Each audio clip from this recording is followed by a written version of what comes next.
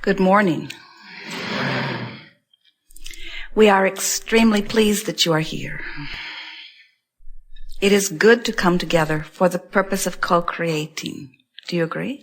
Yes. Co-creating at its best. You understand what that means? Here you are in your physical bodies. Yes, you are. But the room is filled with your non-physical counterparts. You are aware? You are extensions of source energy, and you allow, in varying degrees, that which you really are to flow through you. And that is really what the art of allowing is all about. As you begin to pay attention to the idea of the art of allowing, you begin to discover that nothing is more important than the way that you feel, because the way you feel is your personal guidance. It's your personal indicator of what you are doing right now, which is where all of your power is. Your power to allow or disallow. Your power to be who you really are, or your power to diminish it in some way by giving attention to something that does not agree with who you really are. So what kinds of things would not agree with who you really are? Well, we'll give you a list. If you were to say or think, ponder the idea from your physical perspective, I am not worthy. That would be a thought that would pinch you off, because that thought does not agree. If you were to think a thought, I don't like that person, that thought would pinch you off. Not because you are supposed to like that person, but that if you felt worthy, you would. In other words, when you are in alignment with who you are, it's easy for you to love because you're in alignment with that which is love. So if you find yourself angry, feeling hateful, seeking revenge, if you find yourself in that strong negative emotion, what that always means is that you have found something that you are pondering that is vibrationally so different from who you really are. And that's why it's fun for us. We like to sort of shake things up a little bit by talking to you about how much you love you, because usually you loving you is one of the last things that you try to do on purpose. It's the first thing you do naturally, but it's one of the last things that you try to do on purpose, because almost everybody around you is naturally loving themselves so much more. They find it odd when you love you. They would rather you love them. Sometimes people will say, Abraham, you teach selfishness. And their tone of voice is very accusing, like it's a bad thing for us to do. But we proudly proclaim, yes, we do. We do teach selfishness because we understand that this is a universe that is based on attraction, that it is based on inclusion. We know that every consciousness is attracting unto itself. And so you cannot help but draw to you that which you are. So if you are selfish enough to want to feel good, what are you drawing to yourself? But if you get very valiant and virtuous, and you put yourself last, and you let everything and everyone else be first, you cater to all of their desires until you are suffocated or without your own connection to source, then you can give it all to them, but it won't be much because you'll have nothing to give. Because unless you are selfish enough to care about the way you feel, then you will not be doing a very good job of adjusting your vibration and holding yourself in alignment with the source energy that flows to you naturally. When you do align with the source energy that flows to you naturally, you feel valuable. You feel worthy. You feel light. You feel free. You feel sure-footed. You feel clear-minded. You feel such reserve of well-being that you can pour out your attention and your affection endlessly, and you never run out. You picture a bucket with well-being flowing in the top and well-being running out the bottom. If it runs out the bottom faster than it flows in the top, you don't feel so good. But when you open your valve and you realize that it flows endlessly, And you always have a huge reserve because you are tapped into the source of that which is the reserve of well-being. Then you don't worry about attention that you're giving to others or love that you're giving to others or anything that you're giving to others, because it is always replenished, proportionate to what you are flowing. In fact, that's how it gets into your bucket to begin with. You flow it through your perspective. So, how do you get out of whack? Could you flow too much to someone else? Never. Because when you flow it, it always flows in. It's a valve, it's a fire hose, it's a stream. It's an ocean of well-being flowing to you. You could never use up your reserve. So, what happens when it feels like you've used up your reserve? What happens? Well, you just temporarily pinched off the flow in. That's all. And it's easy to tell you've done it because you don't feel good. So the way you feel is of immense importance, because the way you feel is your indication of what you're doing vibrationally. Interesting word, isn't it? Vibrationally. Here you are. You never have thought of yourself as a radio transmitter receiver, and yet you are. We see you in your bodies, your fleshy, bloody, bony bodies. That's not exactly poetic, is it? We see you in these magnificent bodies, but we see you as energy. We see you as vibration. We see you as consciousness.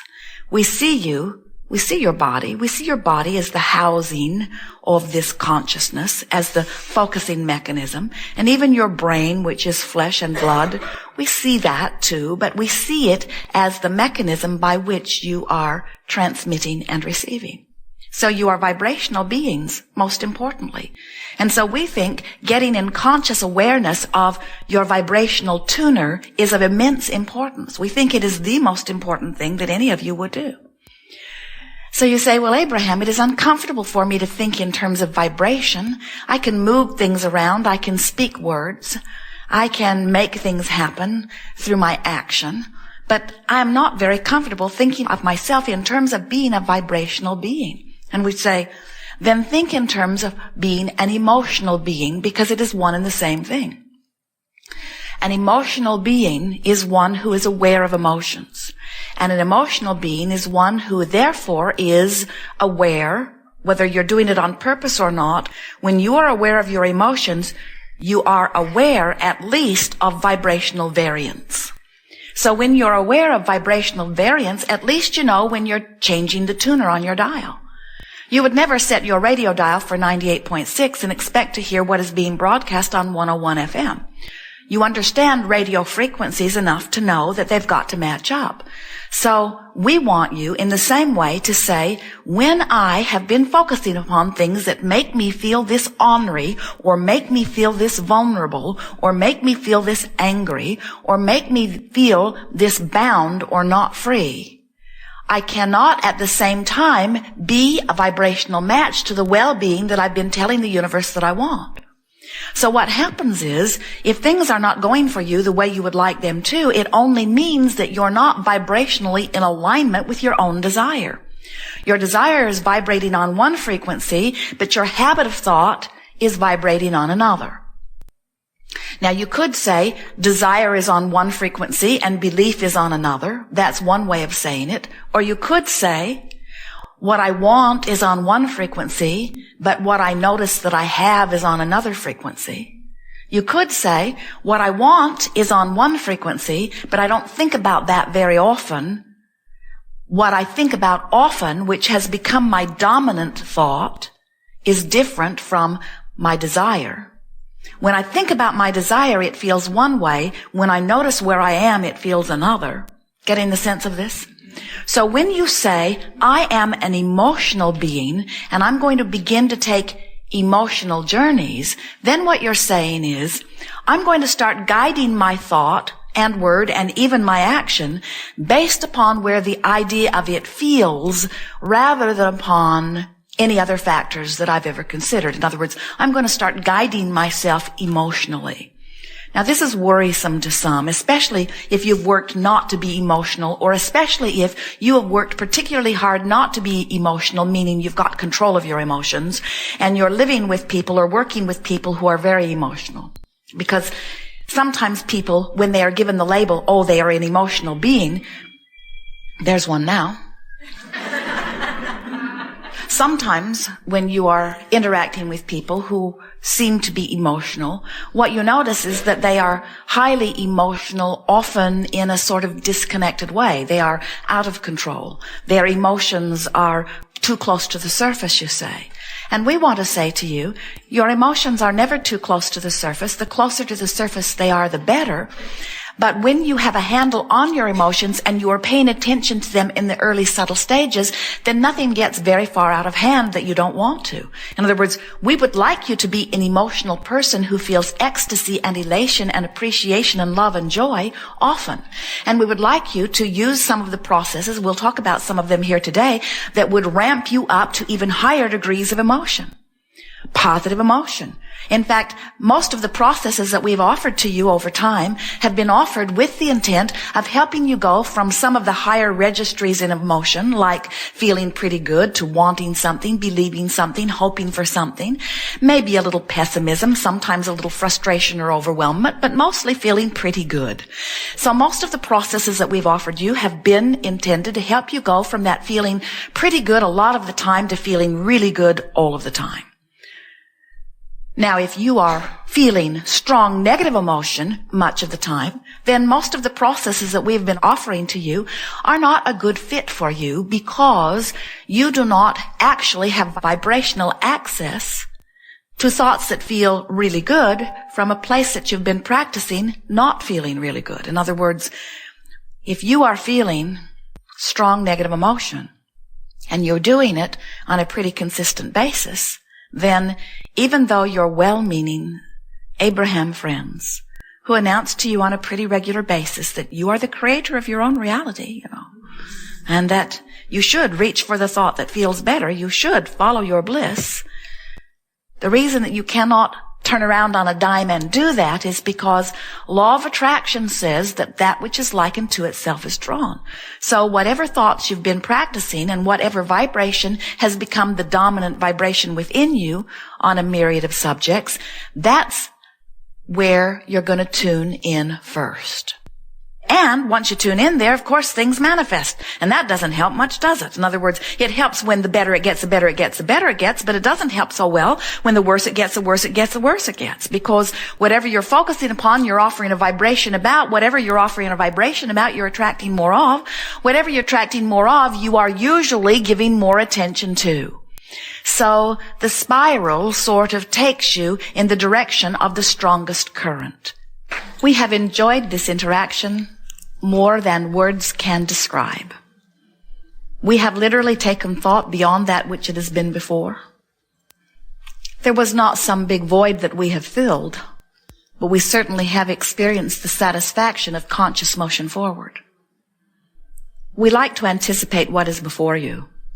It's fun for us to contemplate your desires and to anticipate the fulfilling of them. It is our wish that you could ease up, be less demanding of yourself, work on that worthy thing, write lists of things that you adore about yourself and others, and practice the art of appreciation. And in doing so, you will put yourself more consistently in vibrational alignment with the well-being that it is our promise to you is being held, not from you, but for you, in non-physical and physical escrow.